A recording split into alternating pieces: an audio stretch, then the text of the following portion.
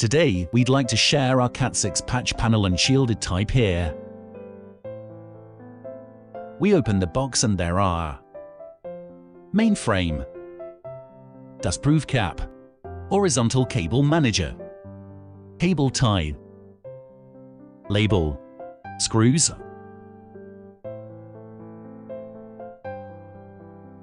We have Cat6 patch panel with both 24 and 48 port, with higher performance than TIA and EIA 568.2D required.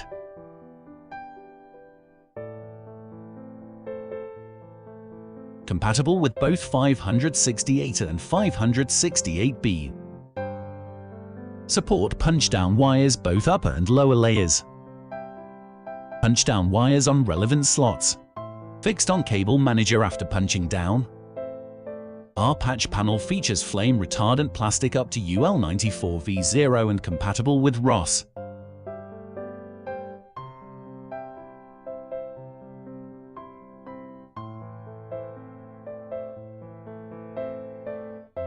Now we can fix the patch panel to network cabinets.